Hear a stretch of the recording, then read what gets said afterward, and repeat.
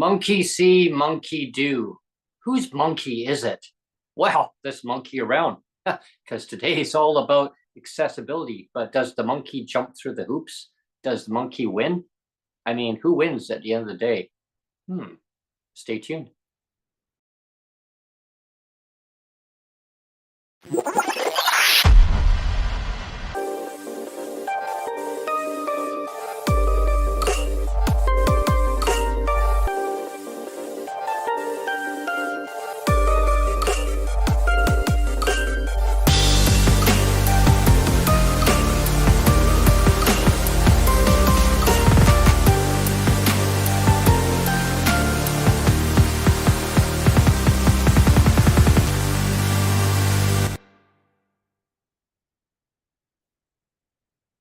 Hello, everyone, and thanks for tuning into PWD Allies podcast. My name is Brent. I'm the host.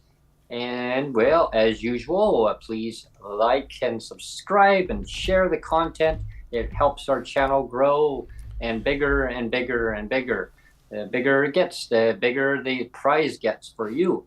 Because the prize will be at, well, who knows when that will be, because they're going to be doing some special presentations in the future, but help the channel grow in the meantime, because that helps us create more content and keep you entertained with, well, extra value added shows. Breaking with Brent, Coffee Time, haven't done that in quite a while, but travel segments, that's kind of put on the back burner for now due to economic situations, but when that time comes, I'll be doing some of those in the future.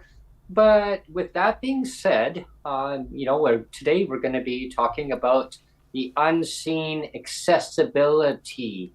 Yes, unseen accessibility wins. Well, I also wanted to kind of say it's not just unseen, but maybe underappreciated as well. Underappreciated, unseen and underappreciated. Yeah.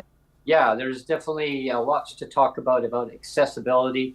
I mean, we're not pros about accessibility, and I don't want to come across as saying I know everything, because I don't know everything. I learn from other people, and I learn from lived experience, scenarios, and and talking with people too, in the community, either getting on a bus, getting off a bus, seeing about the barriers that people have to go through.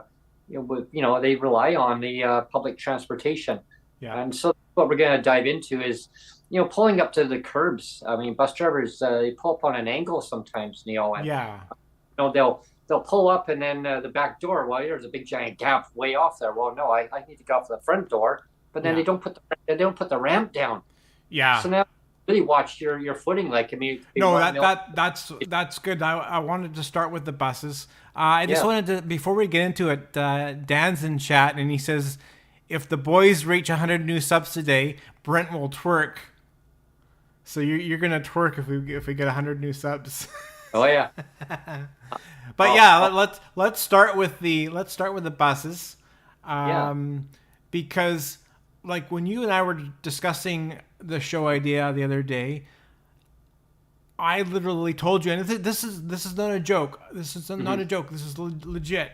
Is that even if the bus misses the curb by like millimeters, it could be like 1 or 2 millimeters. Not a joke. That could be enough for me to not get off the bus properly and maybe fall.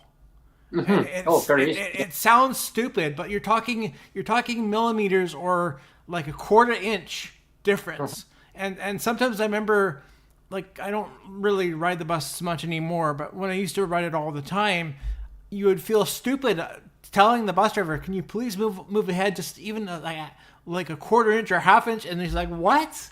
But it's stupid, but it makes such a huge difference. Like that little 1/4 inch feels literally like the Grand Canyon when you have you have a disability. Yeah. Oh, it does. I mean, they got these bars when the bus driver opens up their front door of the bus. You got these bars, and people kind of following what I'm saying is that you got them bars that you can grab onto, right? Sure, you can pull yourself up, but getting off the bus, if the bus driver hasn't pulled up to that 1 millimeter, 2 millimeters closer to that curb, Mm-hmm. there's a gap in there. I mean, you could lose your footing down, your foot could go down, and then you could hit that gap and then do a face plant right onto the sidewalk and Yeah. go flying across. Yeah. If you're carrying groceries, like bags of groceries or anything, if you have a walker and you're trying to get off, if they don't put the ramp down, Yeah. that's a huge accessibility issue and a liability issue too. I But mean, that's where I want to stay mostly positive today, and yeah, that's where I want to compare, like, because you and I are old enough, like we grew up in the 60s, 70s, right? And back in the day, like buses, like I remember on crutches going up buses that didn't kneel down, that yeah, had no ramp coming down. they had Uh, stairs. do you remember the old the first times they had the ramps that were the stairs would actually move Yep, yep, first, yep. and those would break down, and then Oh yeah. and then the bus would be stuck. But I mean, I remember back in the day when there wasn't even those, and that first step to get up on that bus, it felt like it Felt felt like like a mountain yeah. climbing up a And mountain. I would literally, like, this is before I was a Christian. I would literally have a little prayer.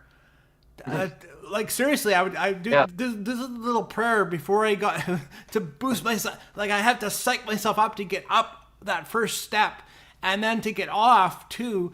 I felt like I was taking my life in my hands. Honestly, taking my life in my hands to like, how they have those gymnasts, like you have those high bar routines and Yeah, stuff like that, yeah. or that horse, those little what do you call it? Those long horse ones, or the when they're doing that Oh dismount, yeah, I know. where they have to do the dismount thing, and Do some gymnastics and there. I felt like I was having to do that to get Oh off the yeah. bus. And it's like you literally feel like you're taking your life in your hands, like back in the day.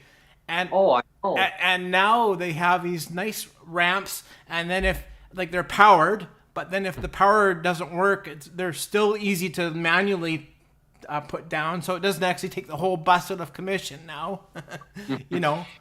Yeah, Uh, I'm trying to climb up those with a suitcase, and if you lose your footsteps, I mean, oh my gosh, you just say do a face plant. But at least if you land on top of that suitcase, at least it takes that cushion off. Give yourself a black and blue face or something. I mean, yeah. imagine, right? Hey, what happened to you? Hey, you got punched out? No, that suitcase, the floor got me. Yeah. Yeah. Yeah, I had that happen. Well, once I tripped and I kind of slipped, but I got my balance where I grabbed onto this bar. It was just an accident. I mean, it wasn't really the bus driver's fault. It was I got distracted, but I got distracted because the way that it wasn't color coded. It was like faded out where the company hadn't painted the strips on there, and Hmm. I don't know. For some reason, I don't know what happened. It happened so fast, but bus driver realized, okay, they were going in for repainting and stuff, and it was not really even with the steps on the one step that was on the highest part, and Hmm. those were the old buses. I mean, these were buses that were I call them like what do they call it? Like bowl, like they were Yeah. kind of Yeah. bowls, right? Yeah. I Yeah, remember that. Yeah. those were neat buses, They though. were neat buses. Yeah. And they lasted for, I mean, many years. Yeah. I think they were built better than the new ones now, Yeah. actually. Yeah. But But getting to about the accessibility part, I think that it's trial by error. It's like saying, well, we must do better, definitely of modernizing these buses mhm. and accessibility wise. And they've come a long way. The bus companies have come a long way. Yeah. There's different modes of them. I like the articulated buses because you can actually park. Like I've seen people parking like scooters and other mobility aids that will help them navigate through the bus, and they're like quite wide. Well, But the other thing I was going to say about buses before we leave with buses yeah, is, where they used to have to always have. Remember, they had the tie downs or the seat belts yeah, on the wheelchairs, and they still have those, I think. But yeah, they do. what they have now is even cooler and easier. Is that they have those little pockets, like they have Yeah, that backrest, right, where yeah, you can have a little pocket on the front of the bus where you can put in a chair or a wheelchair or a scooter, and you just back in on that little pocket, and you're totally secure, and you don't need to do any tie downs or anything. You just need to put your brakes on, and you're good to go. And it's like a big giant seat. It's just like a big giant seat with a backrest on it, and it's like a little pocket on the front of where you're kind of got bars, so you're totally like lodged in there, like nice and safe. Yeah. Right? Well, what happened to me was like when I was climbing up, I had a really bad allergy season that year, and it was so bad that my eyes were blurry, and it was just so much allergy, and it threw my perception off.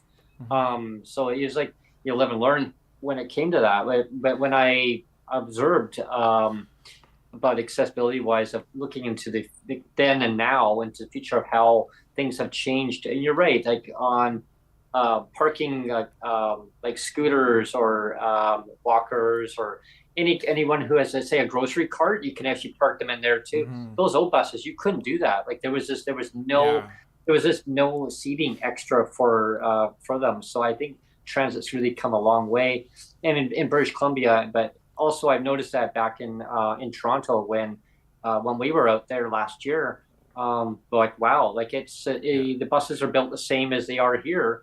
And it's awesome to Toronto for that. I find that their accessibility is really like for getting on and off buses, and and of course Dan would know. I mean, your red trains that's right on the ground level there. Those were so cool.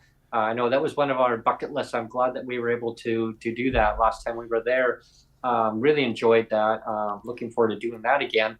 But I don't know about you, Brent, but I just wanted to make the comment too, like especially when I was younger, and they had those big buses, like I said, where they had to move the whole stairs out of the way, you know, and I always didn't want to, when those were a thing, I didn't want to suggest that, because I thought to myself, like, the fact it took so long to move those frickin' stairs. I know. To get them out and then back in again. I'm going, I don't want to be inconvenience for the rest of the passengers. Like I'm a person with a disability, and I'm thinking to myself, like, it annoys me as the person that actually needs the assistance. It annoys the shit out of me. So if it's already annoying me, I don't want to annoy anybody else. You know what I mean? So I would at that time, I would just say I can get up that huge first stair. Who cares, right? And I'll take my life in my hands to get off the bus too, because those first ones that they had the stairs moving in and out. It's a doozy. It was like it felt like 10 or 15 minutes. I mean, I know it wasn't that, but it did. It felt like that when you were like, I'm going, shit, I don't want to do that. Like trying to climb those climbing rocks, you're rock climbing. It's like when you're on a curb, like so you're on a sidewalk, near the curb, and it's like these stairs are actually elevated higher. So now you're having to grab onto these bars and kind of hoist yourself up and up. It seemed like that I kept having to do that. It seemed like such a challenge, and I thought, wow, what if somebody had a walker? Or they were walking with a cane. I mean, trying to get onto these stairs and pull themselves up. Well, that's what I meant. Like, that's what it literally felt like you were being a gymnast. And having to practice your dismount and getting off the bus, especially. Like, and if it was like really snowy, like really slippery outside too, it's like, holy shit! Like, am I going to take a tumble? It's like, and so that's what I mean. You'd say this little prayer, and you were getting off the bus. It's like, yes, and I made it. But anyway, we can. It's like getting onto like these charter buses too, like commuter buses. I remember the old Greyhound. Same thing, like these stairs, and then you would have to literally. They put like a pedestal down there, and then you would just kind of get onto that little pedestal, and then you could get up. And they do that on the trains too. They put this little pedestal down, and then you stand on it. And if it's not uneven, though, there's the problem. If it's uneven, and then you're worried, oh God, I don't want to fall. And we had that happen when we were on the Via Rail, because there was some stops where it wasn't a designated stop. We were ahead of time, and they said, okay, well, we're going to stop here for 15 minutes. So everyone can, if you want, you can get out, stretch your legs, go for a little walk up and down the gravel area, but don't go too far. And when we say all aboard, we want everybody back on. So they put this little pedestal down. You could see that it was a little bit uneven, nothing major. And I got off, and Sonia looked, and I don't know if I want to get off. And she says, oh, no, it's okay. I'm right here. I can and I must give credit to Via Rail. Right. Like, they don't worry, ma'am, you won't fall. I've got you. Like, and Sonia grabbed onto her arm, and she says, I've got you. Like, because they're trained for that too, right? For accessibility wise. So Sonia grabbed onto her arm, and she grabbed onto her other arm, and then she got her down, and I got down, and they helped me down too. And I said, I think I got this. Like, it's okay, sir. Like, it's fine. So they made sure that I didn't slip and fall. And I mean, it was nice. It was really, because, when you're traveling, if you get that opportunity of getting a fresh air break, you want to take it, right? When you can. And there was one stop we got to, and it was pouring out. Sonia said, I'm not going out in that. But I was the brave one. I stepped down on that pedestal, and I thought, okay, it's pouring. No, I'm going back in. But then they had the handles. So I stepped on this handle, but there was no attendant there. She was further down the platform. So I thought, no, I'm going back in. So I grabbed my hands on the bars, and I got up to the top stairs. I kind of pulled myself up, and off I went. Yeah. But I looked at that as an accessibility issue for what if somebody had crutches? I thought, wow, how are they going to be getting to get up and down? If it was on a platform that was actually even with it, then no problem. Like, it would have worked out well. But yeah, I mean, I look at ways that. When I was going to college and university and that, like UBC, I'm sure they've added a lot more elevators and ramps and stuff since I went there. Because I went there, it was back in, I graduated there in 94. So I think I started there in 1989. And so there were a few elevators in the campus, but not very many. So mostly I was doing stairs a lot. And I mean, back then I could still do it, but I mean, it was a lot of work to do that. And I just kind of wanted to stay with ramps for a bit. Like, and again, it seems like we're talking about obvious things, but again, I wanted to kind of talk about kind of the unappreciated things because I think people see a ramp and they say, well, it's just a ramp, but you have to understand, like, especially now that I don't have crutches, like, whenever there's stairs, if I'm in a wheelchair or a scooter, if there's even just one stair, I'm screwed. I cannot get into that building. If there's a little stair or anything, like even just a half stair, there's no way I can access it. Absolutely. It's not even a question. Like, I'll give you an example of stairs. Anyone that's familiar, if you live in British Columbia, in the south coast of British Columbia, that is, because like I say, British Columbia. Well, British Columbia is it's like Ontario. It's very widespread, right? You got Northern Ontario, so. To be specific, on the south coast of British Columbia, on the west coast, south coast. So if you're in that area, if you're in New Westminster, I'll give you an example. You got Douglas College there. Oh. They got all these stairs, and I used to have to go there 5 days a week. Yeah. And I get off the Skytrain, walk up that hill, and then once you get up that hill, you're like, whew. And now you look and you go, oh my gosh! Now you got all these stairs to get into the college. Well, wow. I'll tell you what, Brent. I'll tell you what. Yeah.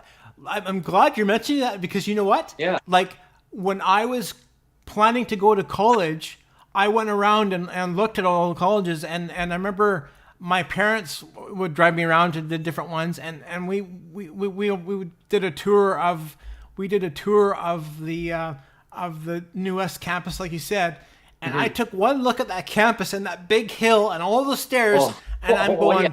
there is no way, like even back in the day, like I said, I could do stairs, but not that many and not that Oh, yeah. hill. So right off the bat, I checked that off my list to go. I'm not going there. Like I took that off the list, and I ended up going to Langara College. It was way in Vancouver, so it was a lot more inconvenient, like location wise.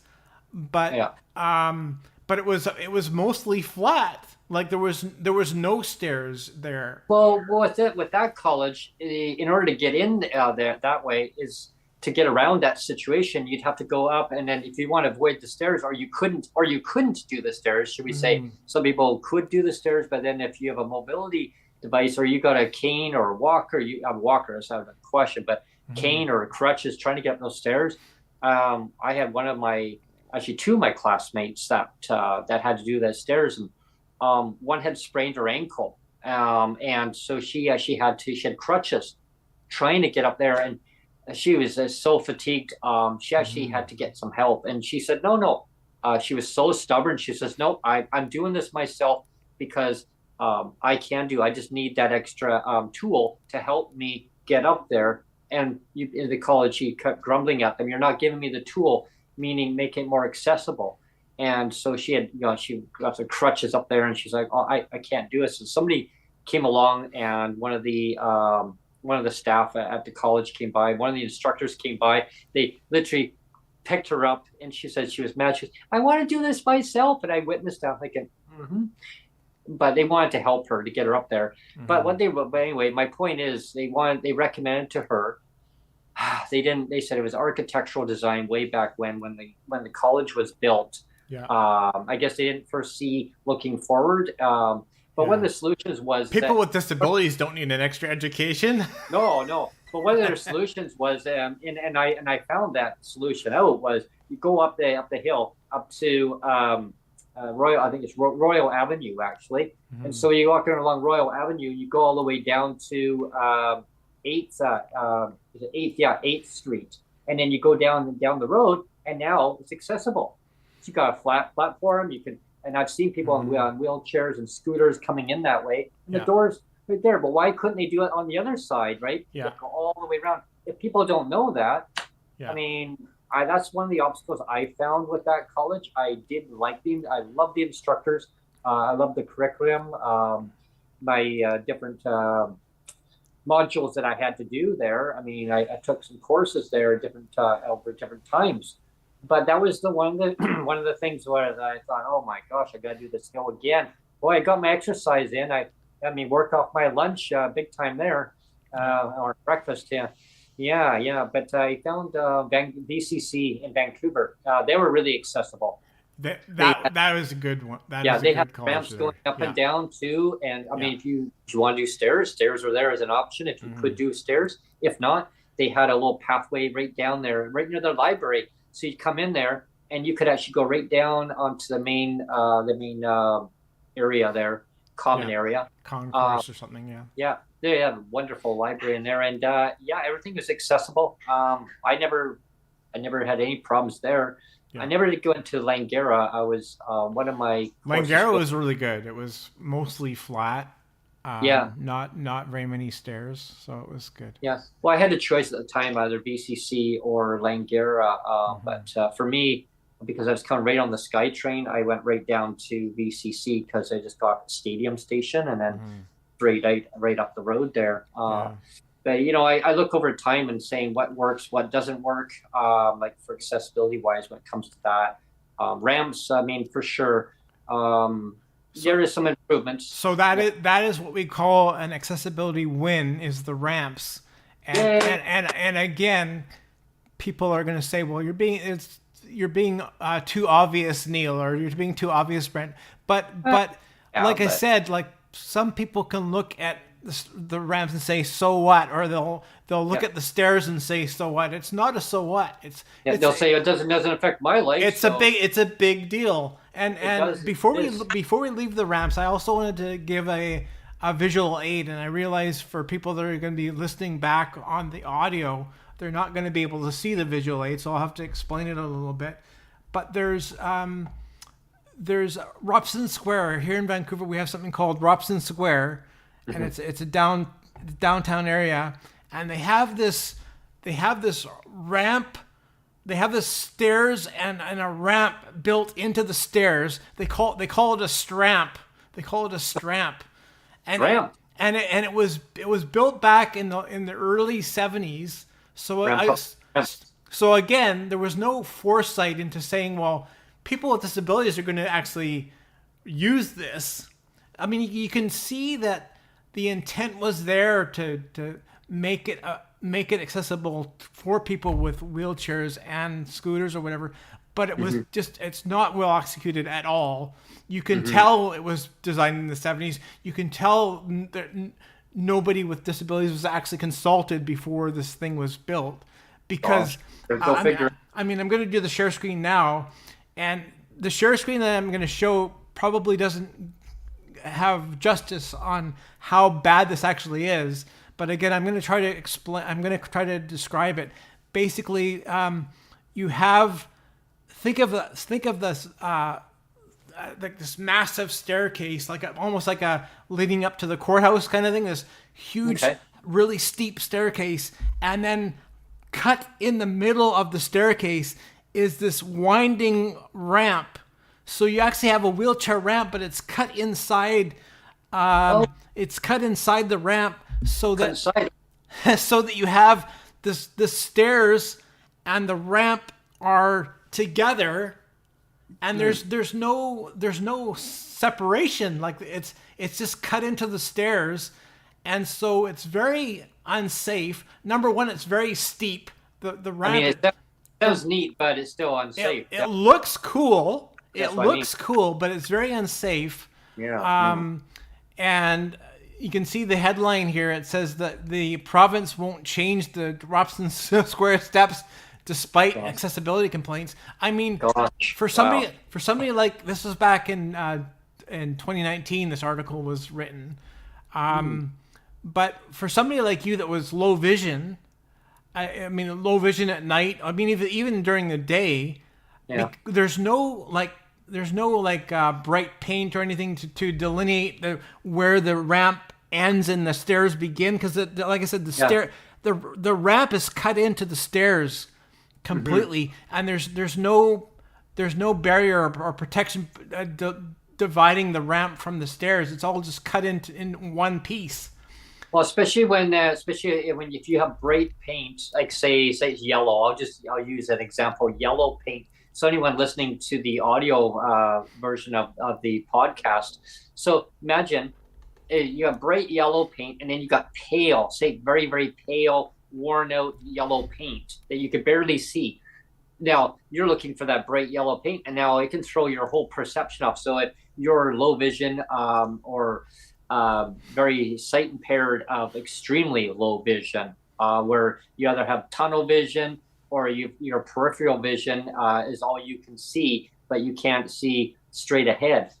That can really throw, or anybody who has mobility issues of, and I don't like the word challenges, so I'll use mobility issues of not having the proper aid of having the paint colored of bright enough fluorescent brightness.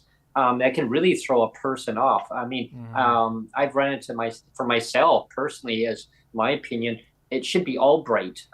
Things should be upgraded so that there is no obstacles, where a person now can be independent for their own needs of using the technology, meaning technology of paint, of using that as your tool to help you guide your way through. I mean, and I think it's asking for too much at all. No, because I've run against that so many times in my life of different places where, I'll give an example. People that are familiar with just, the Granville Skytrain station, that long escalator that goes all the way up. Oh, it just seems going up and up and up. That's like a death trap, that thing. Yeah.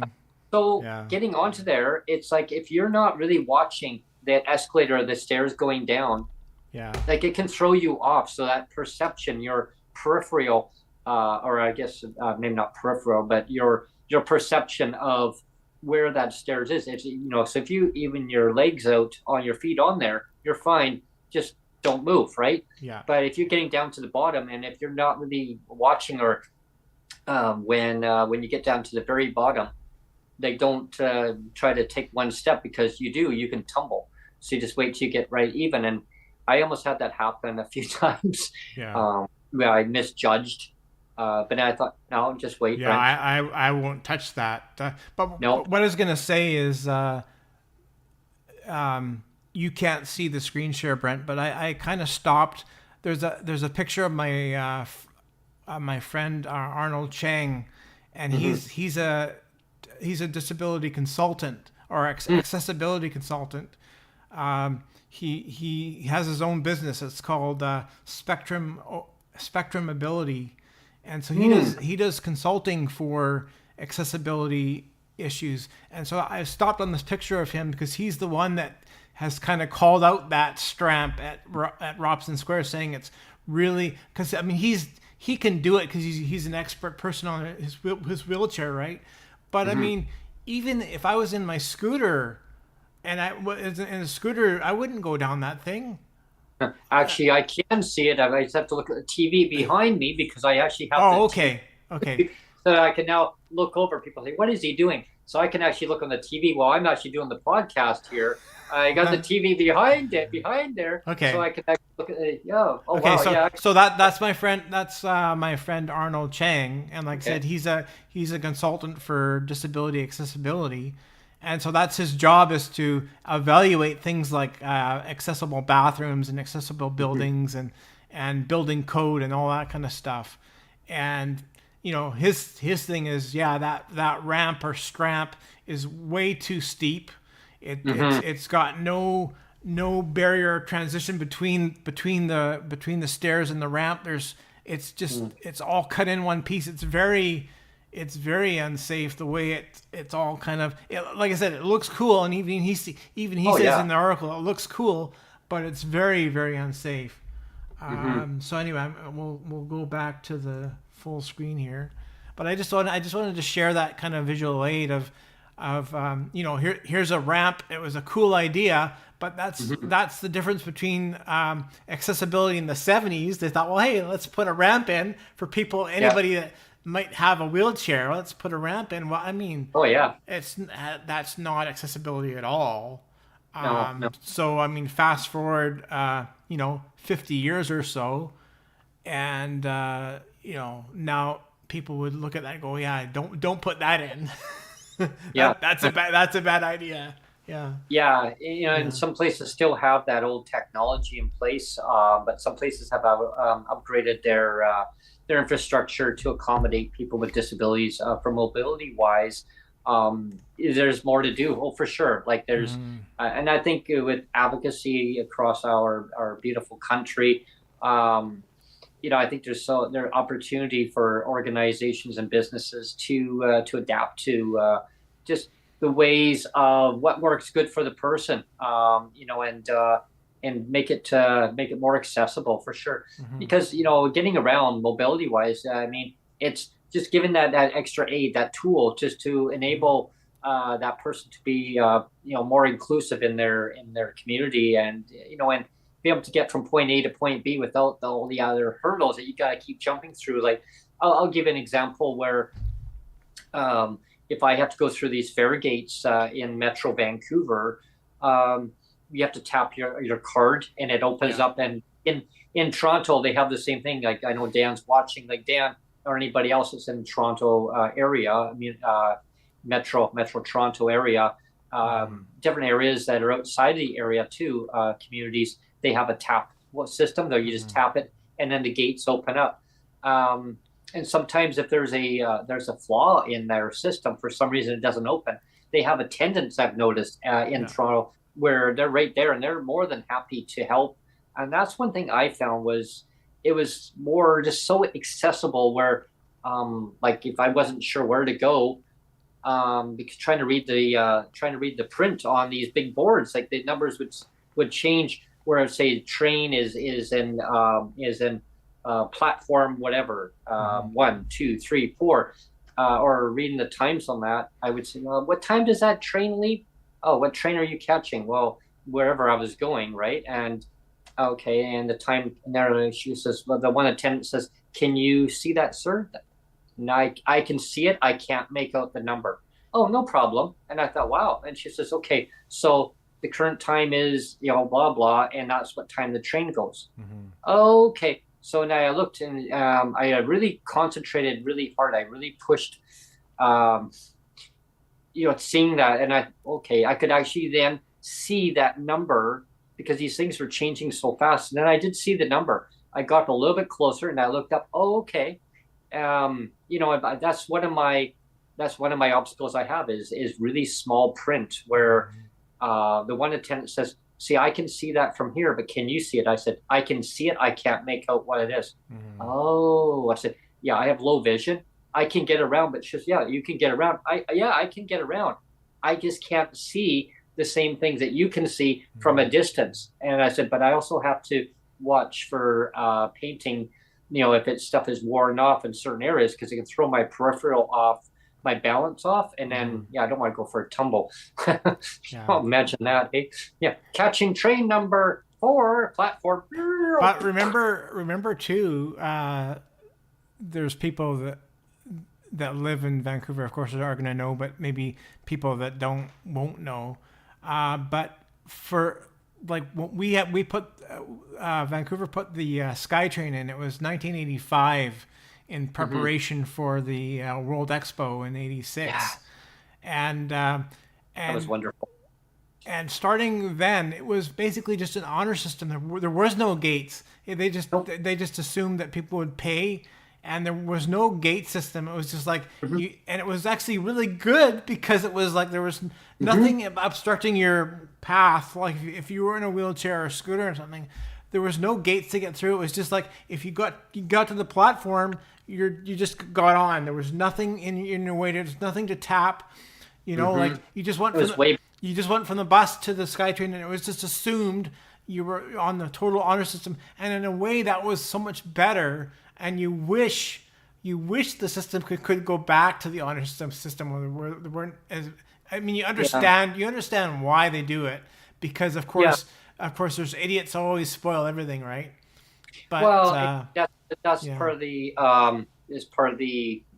this system that it was working great for people, and then unfortunately they call them bad actors, right? They took advantage of the system, and then they got to change the whole system because of some individuals that were just abusing the transit system. Because it literally stayed honor system for like 30 years. A long time. It was 30. It was 30 years it stayed honor system, and then the government says, "Well, we can't do honor system anymore. We got to put in gates."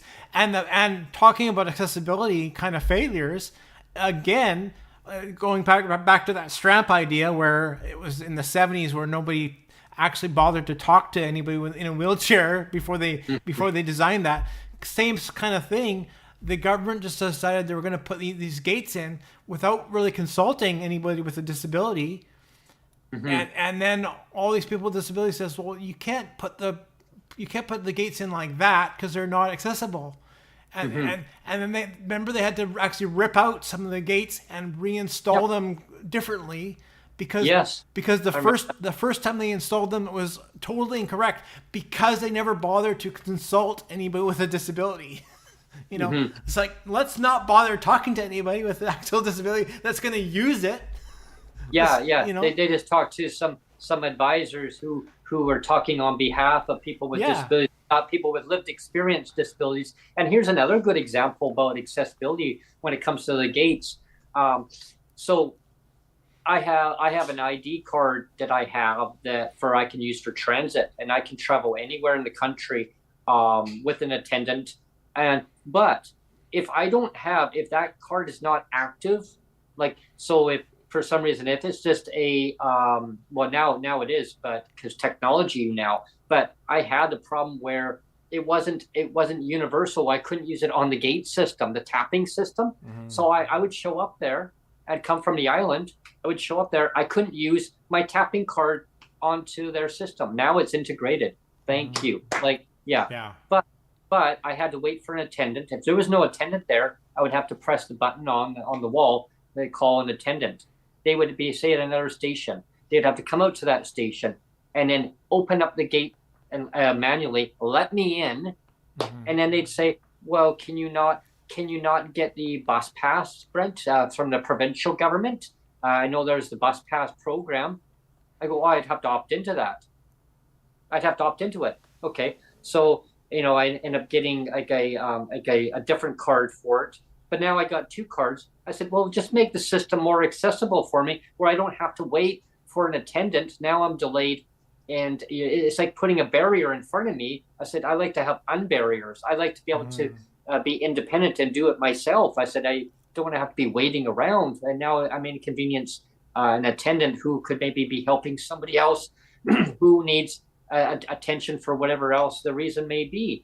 So I'm glad that the system got changed that way. In the better. Again, I wish that, as you mentioned, Neil, not having gates, it would be way better. Not having gates was way better, of course. It was way better.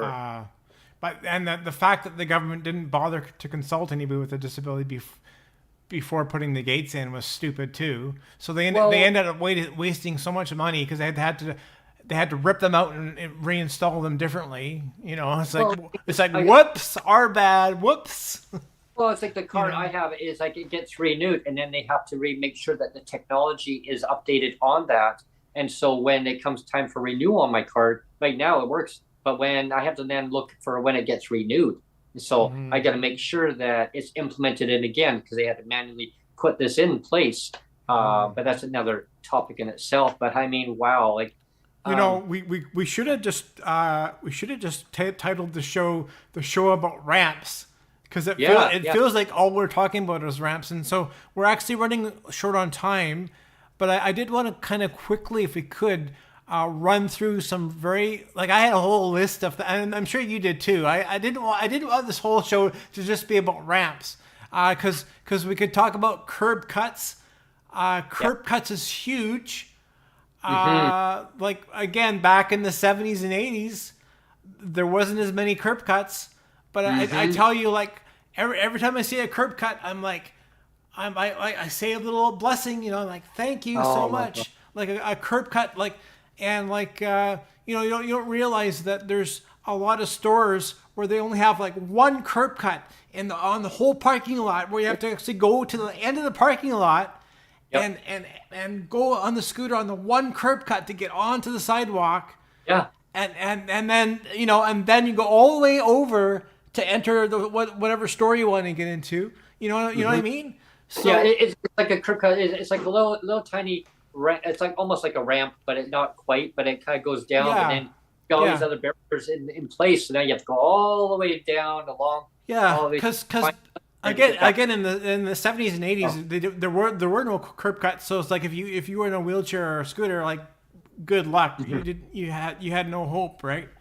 Yeah, I find all parking lots too, about accessibility wise, it's like there's not enough sidewalks in a lot of these malls, and for accessibility wise, I find it very dangerous, really. Yeah. Some malls are better than others, but in general, I think there's a lot more that needs to be done for accessibility wise, where part of a sidewalk this ends, and now where do you go? Like, there's no crosswalk in some of these malls of.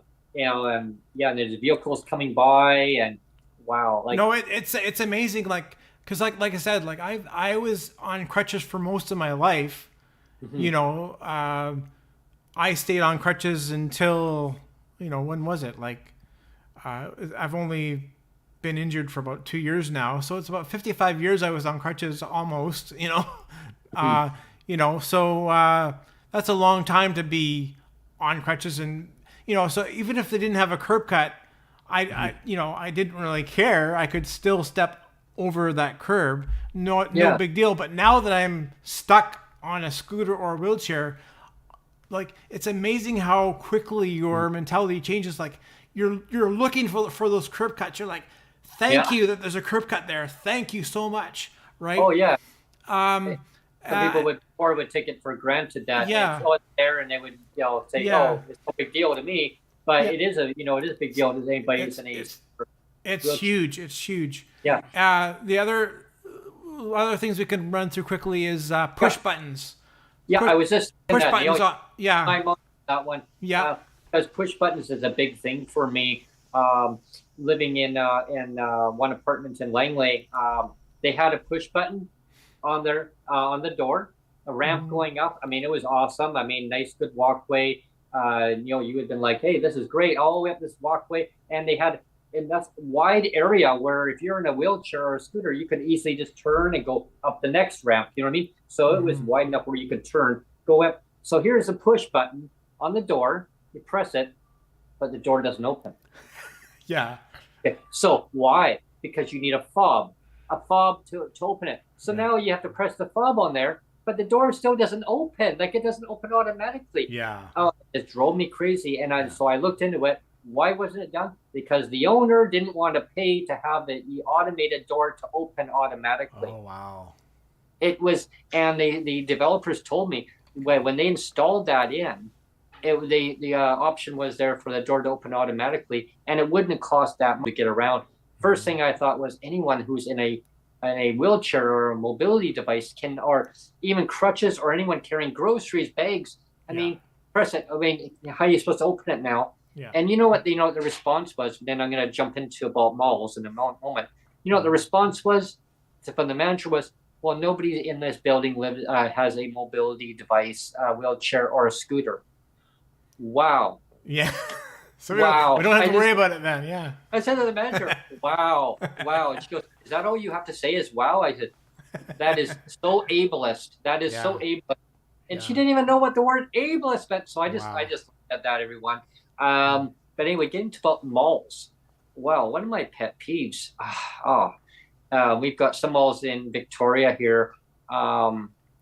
There's one of them is a little bit better than the other one. Now, of course, a lot of the infrastructure was built way back in like 60s, 70s. I mean, even before one of the malls, it's very historic, and I get it. But the one downtown on Douglas Street, if everyone's familiar with Douglas Street in Victoria, they call it the Bay Center. Okay, so the Bay Center, you go along on Douglas Street, the doors automatically open. They open up. It's like a spaceship. It's like you're just going in. And that's awesome. Why? Because you don't have to press any buttons. You don't need a button to press. It just door automatically opens, and it's because it's a sensor right there. It senses that you're coming and going, and a lot of volume. People. So now you're inside the mall. There's another mall. It doesn't. You have to press the button, but now you have to pull the handle to open up the door. Right. One of the entrances does have it where you press the button and the door does open. Great. Would I want to see something better, like the downtown location, Bay Center? Yes, that should be automatic. The door should automatically open. I think it's huge for barrier free, and I think for accessibility wise, it should be done that way. Then they got what was the other mall? There's Hillside Mall. That one. Dale, I was talking to you yesterday, Neil, about this one. They got a button, but the door doesn't open. So usually people will go through, if they got a lot of volume from the mall, people will go usually on the right-hand side, people come out on the left-hand side, right? So you press this button, the door doesn't open. So somebody's coming along on the other side. Oh, here, sir, ma'am, here, I'll hold the door. So they're coming out on the left-hand side. They're opening the door. Right. So now you're trying to get in that side because they're just being courteous to hold the door open. Yeah. But meanwhile, I'm trying to open up the door. I just want to open the door myself. So now you got a whole congregation of people trying to come and go. And oh man, the other mall, Telecom. Now that's quite a ways from here. I don't go out there too often because it's quite a bus ride to get out there. But every so often, there's doors automatically open. Automatic doors. So and those are the malls I'm familiar with. There's some other ones too further up Langford, but out in the Metro Vancouver, I found that Metrotown was really good. The malls, the doors automatically. Willowbrook Mall in Langley, doors automatically open. There's so many malls that do have it. There's other malls that don't. The ones who don't have it, you just have the push button.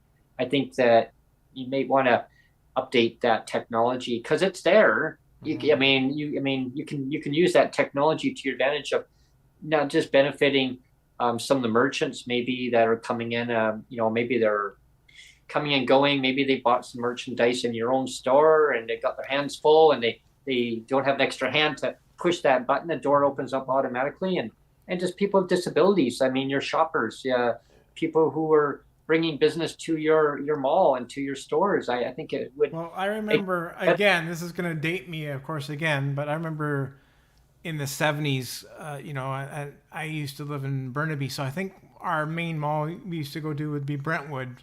And I mean, Brentwood's way different now. They've done a whole bunch of different updates to that mall. But I like that mall. Back in the day, back in the 70s, Brentwood. There was I think there was only like one elevator in the entire mall. It's not named after me, everyone.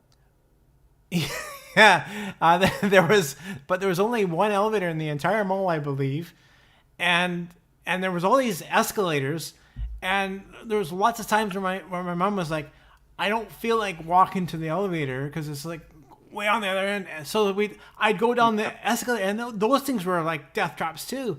And I go down on my crutches, And that was so scary.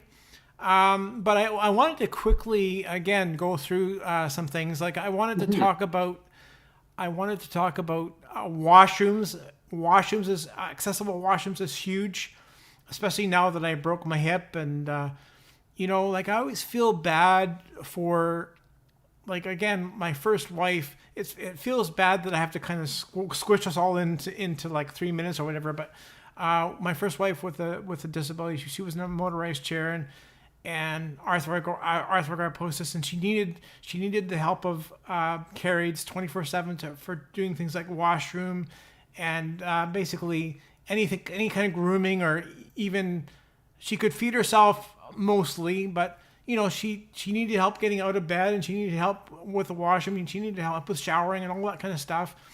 And now that I've broken my hip, I've gotten a more appreciation of how important it is to have an accessible washroom, because I remember with my first wife, she was the government would pay for the care-aides, right? But they would always try to shortchange her. They'd always try to say, well, do you really need that money? Do you really need 24/7 care-aides? Do you really need it? So they'd say things like, well, couldn't you just wear a diaper? Right? And do you really need to have a shower every day? And all that would be one of the questions I'd say to the government. Do you need that? Well, that's what my wife would say too. Like, would you like to wear a diaper and be sitting in your shit all day? Yeah, exactly. And would you like to have more than one shower a week? But unfortunately, even today, we have people living in care homes that are literally getting one shower a week. I know. And it's disgusting. So again, that's why I super appreciate an accessible washroom. Again, it seems like an obvious thing, but again, it's an underappreciated thing for a lot of people. I think they're like, "Who cares? It's a washroom." But like, huge though. I had to pay $15,000 to put this washroom into my house, and you think, well, genial, $15,000. You could really afford that? And it's like the actual answer is no. I couldn't afford it, but I had to do it. Yeah, I had exactly. to do it. Make it more accessible for yourself. There wasn't a choice, because I need to have a shower, and I need to be able to go to the bathroom and stuff. Yeah. And like my shower, for example, I have like there's four grab bars in the shower. I have a shower chair, and there's no lip basically. It's totally flat, more or less, to get from the floor into the shower, completely flat. Oh wow. And because even if it was like half an inch, I can't even lift my foot half an inch anymore. It's so stupid. Yeah.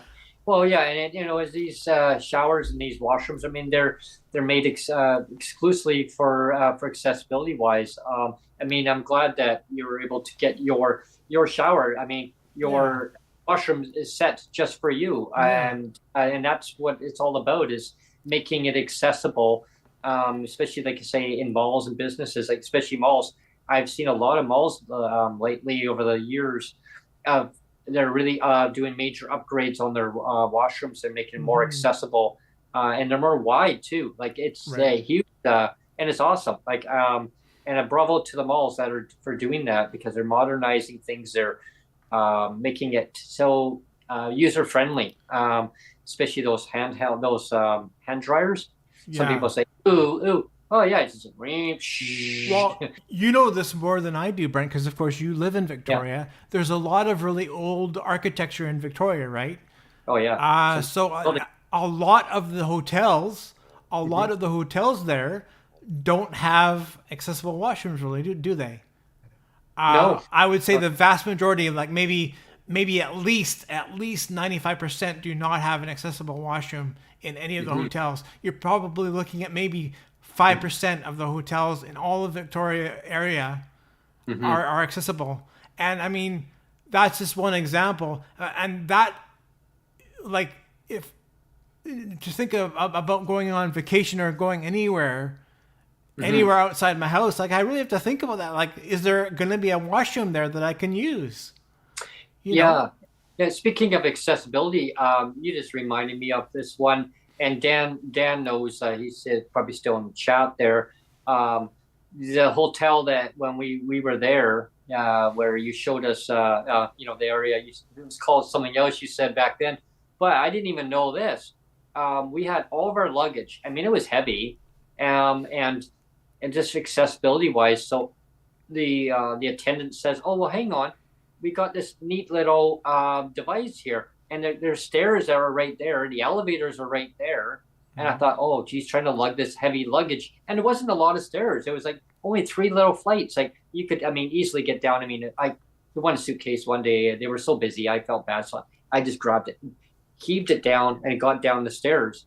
But they got this little box, and it opens. Door opens. You get in, and you bring your suitcases in there, and then they press the button, and then down it goes down to ground level, and they open the door, and out you go. I Yeah. thought, oh wow, that is so neat. They made it very accessible for anyone in a wheelchair or mobility device, anything, scooters. I mean, walkers. I mean, anyone in crutches.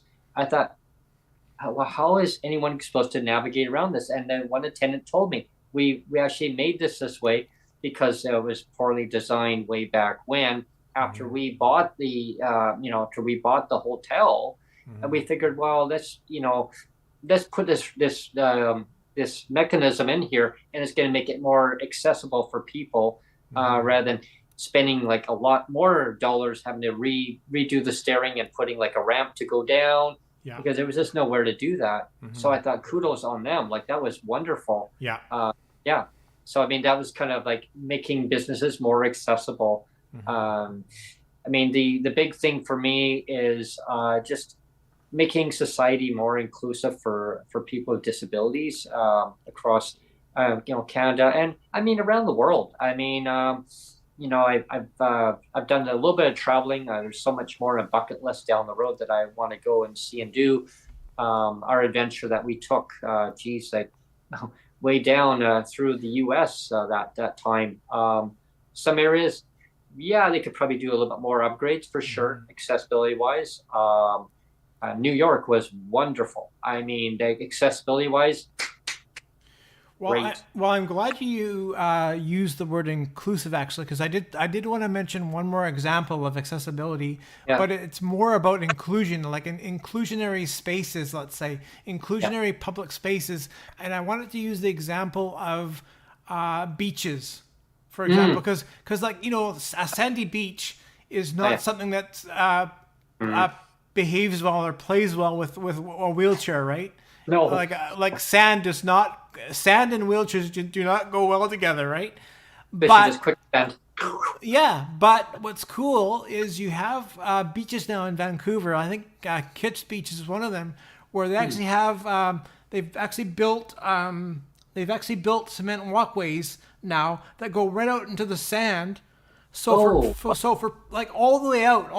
So yeah. Years. people in wheelchairs can go all the way out on these cement walkways and go right out to the beach. I mean, Oh, well, you have to stay on the walkway, of course. yeah. Yes. but it's cool that they have that option now. Oh, awesome. And I mean, I also think of like there's Crescent Beach here, Yeah. uh, Near White Rock in area. White Rock area. It's cool too. It's not right on the beach, but there's basically a cement walkway that goes all the way along the beach. So you're not right Well, on the beach, but the walkway goes all the way down. yeah, And I've got that way. It's one of my favorite areas to go yeah, to. And you get so much scenery through there. It's so nice and quiet. It's peaceful. It's one of my areas on my bucket list to go to also. Yeah, might do a little coffee time out that way sometime. Yeah, that's cool.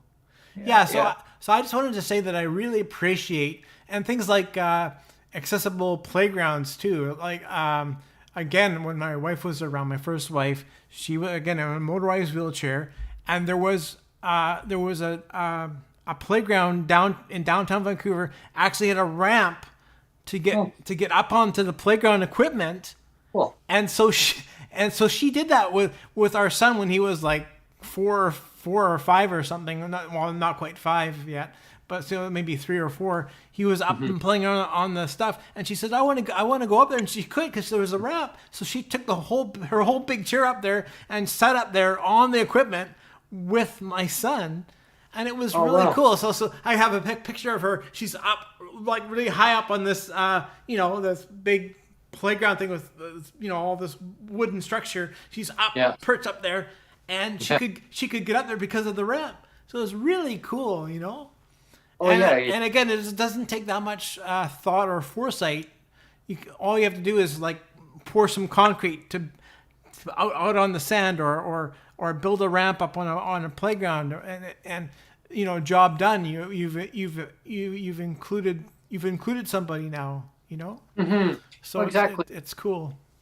Yeah. Including people in society, and integrate people into society who have mobility, just mobility aids to just make them feel more inclusive in belonging together. I mean, it's not difficult to do. I mean, it's just that mindset of actually, businesses and governments saying, "Hey, we can do this. Hey, that's brilliant. That's actually use the can do and actually do." And Yeah. yeah, it's amazing of what comes out of it, right? When they all work together and getting things done. I find White Rock is wonderful too, along the pier. However, that's great on the city council, White Rock, and the mayor, where they wanted to along the pier. People are familiar with the pier along White Rock Pier. Mhm. There, that's a long pier. It goes way out there. There was a problem where it was a barrier issue.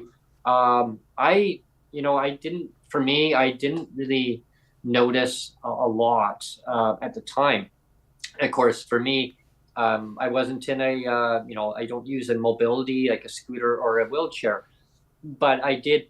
Like I noticed that you got all the you walk on the pier. Of course, you got all the wood barriers across all the way Mhm. along. Mhm. Now, if you're scared of heights, I just say just don't even look down. I mean, you're not really going to see all the cracks in between. Just keep walking straight ahead. Just keep walking. Yeah. But I mean, the some of the wood planks on there, they kind of creak. So you're thinking, oh my gosh, I hope Yeah. they don't break. Right? I mean, wow, Well, they that's had to repair that. They had to they had to repair that repair it wharf because it because got they destroyed. yeah. And the thing Yeah. is, when they repaired it, there was some bumps in there. So people that were on scooters or wheelchairs, they weren't able to get through properly Mm. because they said it was very uneven. So Mhm. now it's been redone, and No, that's it's good. great to make people, not make people, but allow people to, enjoy the pier like everybody else. Mhm. I remember when I was a kid, I used to spend a lot of time on that beach, and of course, build It's fun. a really nice area. Like I like Crescent Beach too because it's a lot more quieter, Yeah. and in some ways it's almost easier to get out to the beach because it's the walkway is right there all the way along. Hmm. So it's kind of cool. I used to Um, build castles along there, and then of course the water would come in, and yeah, I'd be like, oh yeah, no. And then right across from there, and people are familiar, is Birch Bay. It's right across the yeah, waterway from there yeah. in the U.S. So I remember the tide was out one time, and I spent so many summers, so much time every opportunity I could get, we got down to the beach there. But the tide went so far. I didn't walk way out, but you could go way out in the sand. So technically, you're way out in the sand. You're actually in the part of the U.S., but you're not. Yeah, it's that's like, true. I mean, That's so true. you're way out in the sand, and my mom would be yelling, "Don't go out too far because the water is going to be coming in. I'm building a sand castle out here." Yeah, well, watch out for the crabs. Yeah. Yeah. I was out that way too a lot as a kid. I know we're running short on time, Brent, but I just wanted to close off with kind of, we've actually been talking about peeves of accessibility too, and one of my peeves that I wanted to end with, a big one, is the automated cashiers, where where the self checkouts and the automated cashier things, where like you on the last podcast you started the show by saying, please go to door number 1, but in Walmart they don't have that anymore, apparently, because I think people got annoyed.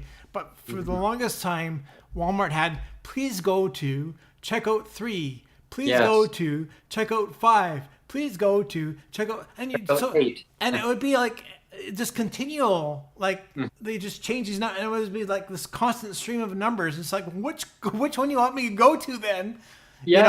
And all these self checkouts where you'd say, well, please put the item on the scale, and so you'd put the item on the scanner, and then it would be like, please remove the item off the scanner, please put the item in the bag, and then it would be like, please take the item out of the bag if you did a mistake or something. And it's like, oh, come on, unknown item, and then the light would actually, instead of green, it would turn red. So now you're stuck. You can't do anything. Now you got to wait for an attendant to come by and override it to find out what went wrong.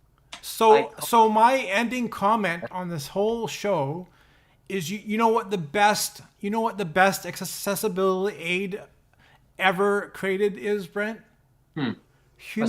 Human beings. It's the best. It's the best accessibility aid ever designed is another human being. And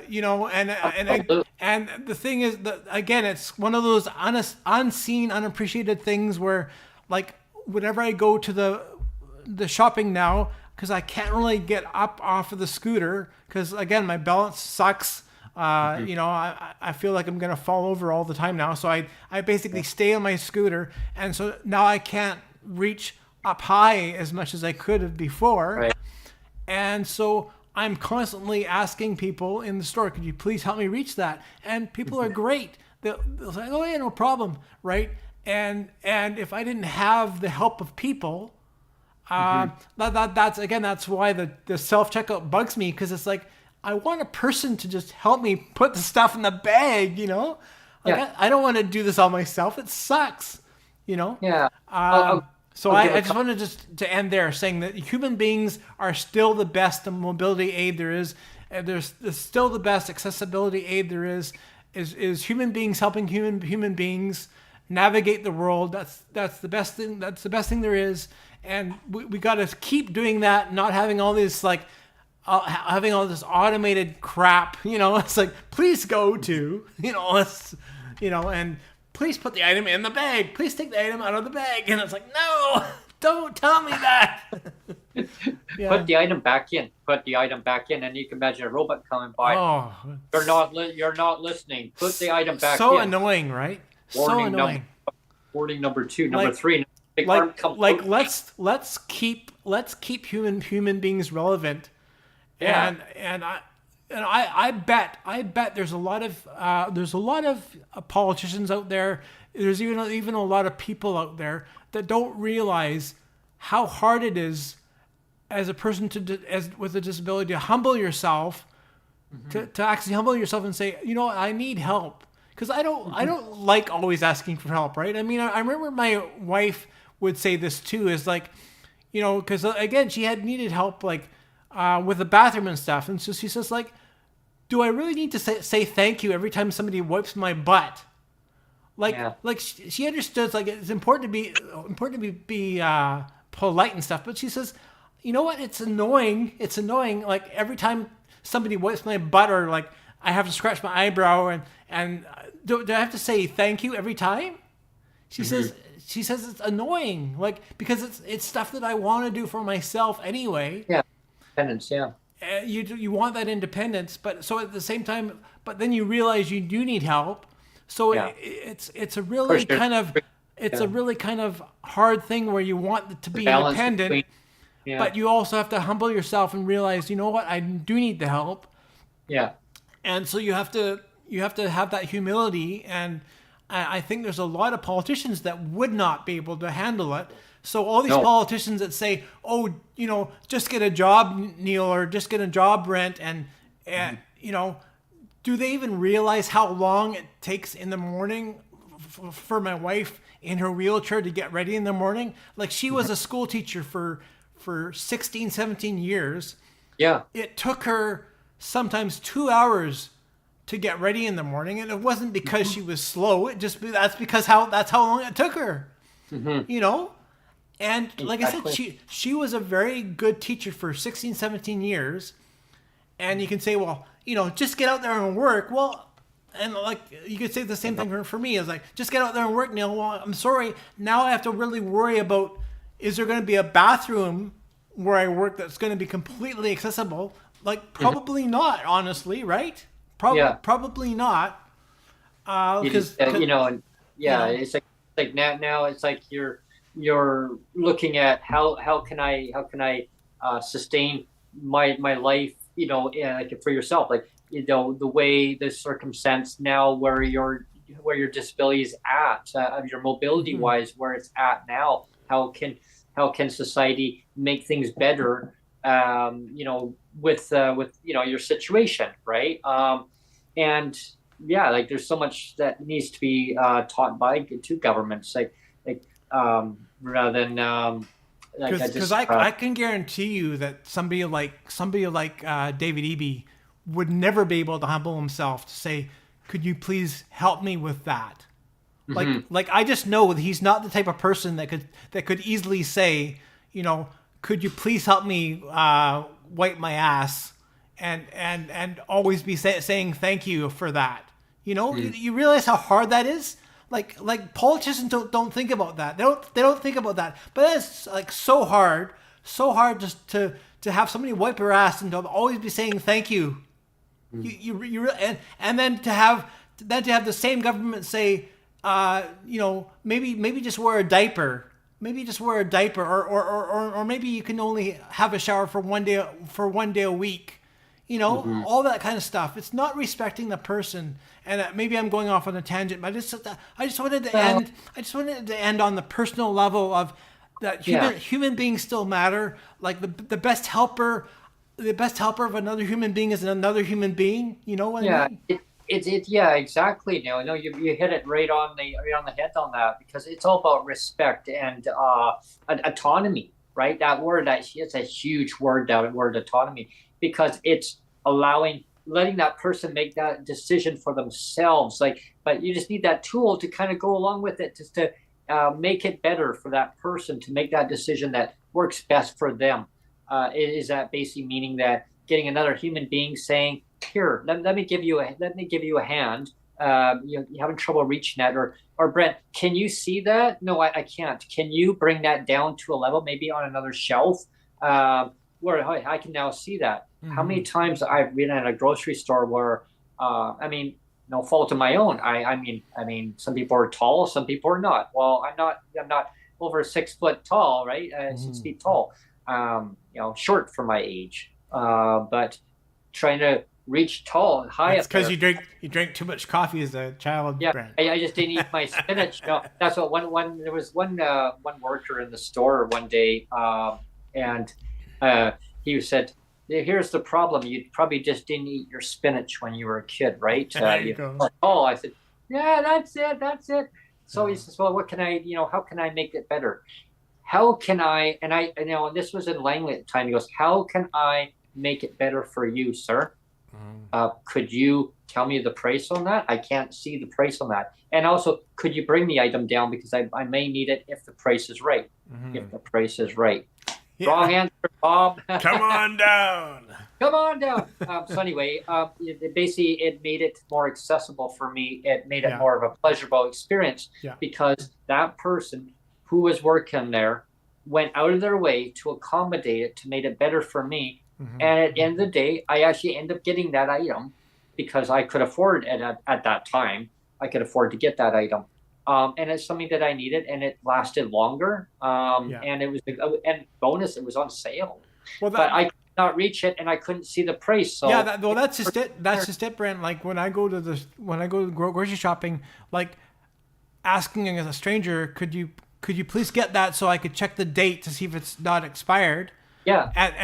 And so that person has to kind of stay with me for at least a couple of minutes, and they'll check a couple of dates for me. You know, so they just can't say here's the item and they walk away. They actually stay with me for a while, and they're checking items for me, and they're like, oh, here's a good one. You know, so that's what I mean. Like human beings, you need to stay there for a while to help that person if they need help. You know, and as somebody like with a disability, like I said, is like that humility, or to be humble and realize, yes, I do need help. That's actually that's actually a harder thing than a lot of people realize, to put yourself in that situation where you're having to depend on other people when you really want to do it yourself. Like another thing that used to bother my wife a lot is that people would say, oh, your life is so easy because you never have to clean. Like you never have to clean the house. You have other people to clean your house for you. And that would so annoy my wife because she's thinking like, are you kidding? I would love to be able to clean the bathroom. I would love to be able to clean the kitchen. You know what? Like to have that independence to do it myself. I would love to be able to do that. Right. Yeah, exactly. Until the person lives that person, be in that person's shoes, which they can't. But if they could just live that person's life or being in their shoes in the same circumstance, wow, it would really open up their eyes. I mean, I've explained to people who in grocery stores or in businesses where they don't understand. They look at the person. And, oh, okay, that person's just maybe having a little difficult with a situation. Well, there's more to it, right? I mean, you've got the person may have invisible disabilities, or it's visible, or their physical disabilities, what they used to be able to do, what they can do now. I mean, until the person actually lives their life, they don't know. Like they don't know. Like government, there's always that rhetoric of, oh well, this is kind of getting close to the end of the show, everybody. So this is kind of where we're kind of just dumping a few things off here. But it's like saying, well, we raised the rates 5 times. Okay, government's been in power 8 years. Did you raise it 5 times? No, you didn't really. But you know what? We'll just go with it. Sure. Okay, but in the meantime, cost of living's gone up, right? So I'm looking at it as kind of like an accessibility thing. Is like reality thing is, how does that impact a person's life, right? So it's like, okay, mobility aids, maybe they've gone up in price, which they have. Everything has gone up. So now, how do you make it more inclusive? How do you make it better for that person to buy what they need? So if say bus tickets have gone up, say they don't have a bus pass. Every mobility aid, it feels like you're doubling it and adding a zero. Right? So to make it more inclusive for that person to be more inclusive in their community or travel across wherever they got to go, how do you make it better? Well, I don't know. I mean, and so like rents go up, so you got to take it out of somewhere else, and everything else that it piles up. But then the government says, well, there's more to do. And I look at it as how can you make things better by maybe listening to people, organizations, people with lived experience, rather than changing a whole system, whatever it may be, whatever province it is. I mean, I've heard different stories of different provinces where people would say, well, their politicians changed something because a little handful of people told them, well, this is what needs to be done. Oh, okay. So they go ahead and they change it. And they said, no. We don't need to change the whole system. We just need to make it a little bit better and tweak it up a little bit better. In BC, they've done that a few times now on different things, right? Let's change the whole thing because, some people have told us that it needs to be that way. No, no. How about talk to the general population? Why don't you do a poll and ask every single disabled person? Yeah. Send out a little I don't know, a little bubble sheet or something saying what needs to be changed. I can guarantee that bubble sheet will not be filled out. Well, there's a lot of people that don't have the disabilities, but they they're a family of a person with a disability, right? Exactly. Exactly. And all of that. So all those people are gonna care about stuff like that, right? Well, there's yeah, I mean, Yeah. there's family members, and there are doctors, there's nurses, there's Hmm. union members, there's oh my gosh, like there's so many people that are affected in that person's life around them, or maybe people that they know, or they like a family member knows a person with a disability, and maybe somehow they're interconnected with that person, or they know of that person. Hmm. But I guess my point is that they all vote, right? Yeah. So it comes across for the whole, not just BC, but across the whole country. They vote, and the politicians say, "Oh, they're disabled. They don't mean anything. Guys, just get them a job. Yeah, in order for they can be more inclusive in society. They'll be a taxpayer if they just get a job." Well, you know what? A job. I mean, day to day basis, it's a job taking care of yourself. It It's is. taking Totally. yeah, and yeah, Totally. I mean, so many things. It's a job going out in the community of actually going and being more helpful to people in so many ways of helping, your I don't know, just people in general. Your shopping. I mean, it doesn't matter what the topic is. I guess that's just a narrative that the government always has in their mind that it has to be a certain way. Ask Tom; he'll tell you all about it. Yeah. Anyway, everyone, one thing I wanted to end the show with, well, we were talking about accessibility wise. There's a subway. I've got a couple of subways in my community. There's so many in Victoria here. There's some that have stairs and they don't have a ramp to go down to it. Hmm. And the first thing I came to my mind one day, Neil, was I thought, well, how is Neil going to get down here with no ramp? They got stairs Yeah. here, and there was other ones that actually are flat surface, so you could just go Hmm. right in and you press a button and the door opens. I thought, wow, that's cool. Hmm. So yeah, there was a couple of locations that came to my mind that when it came to about accessibility wise. So I just wanted to kind of throw that out there where I think the business could probably do better, just revamping and just to kind of architectural wise, it could be done. And they're older buildings, but it can be done, Yeah, one modernized. thing I wanted to mention too is like anybody that's listening now or later, put in the comments what you think are accessibility wins, and what you think are kind of accessibility grapes that you could think Yeah. could be done better. Hmm. So whether it's an accessibility win or an accessibility gripe, put down in the Yeah. comments and let us know, because there's lots of things we didn't cover. Like it's Oh yeah. impossible to cover everything in an Oh my hour, God. right? Oh We yeah. almost spent the whole hour just on ramps. So Yeah. There's so so many topics. it really is a lot to cover in an hour, but Oh, we did our there's like best. Yeah, yeah, there's so many different topics when it comes to that. I mean, I'd love to get into another episode. I mean, somebody maybe want to come on now to the show, a guest.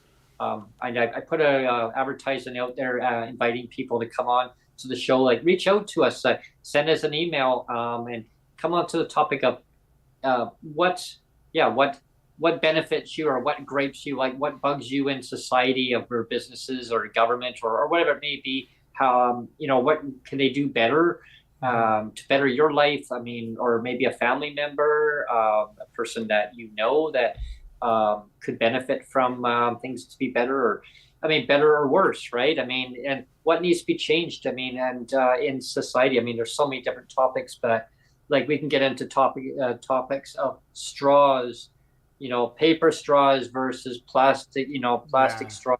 yeah, I love getting to that debate. I've run to that situation a few times, and yeah.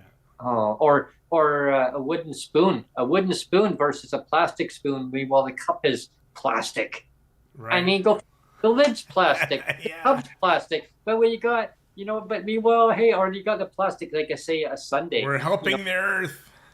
I remember one time this is years ago. I remember going into a Dairy Queen years ago, and it had, you have that plastic little sundae cup, Yeah. right?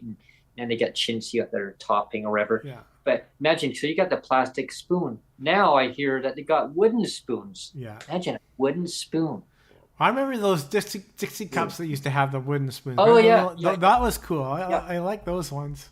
I remember those. That was, yeah. That was But, cool. that was kind of an exception, I think, when it came Yeah. to those Yeah. cups. But anyway, I want to thank everyone for tuning in. But please reach out to Neil or myself to come onto the show. We'll get you scheduled in. In the month of April, we got lots of time slots open. There might be a little gap in between the shows as different guests will come on at different times. So you'll have to reach out to Neil, and he'll get you scheduled in accordingly. What works out based on the shows. Right now, there's not many people, but we have lots of balls in the air, so we could all of a sudden get slammed. For all I know. Yeah. Exactly. Yeah. You want to be the next guest? Reach out and get in the lineup, and we'll get you scheduled in. And each segment's usually no more than 1 hour. Usually, a lot of them are live broadcast. If you want to have as a pre-recorded session, we can do whatever works good for you. Yeah.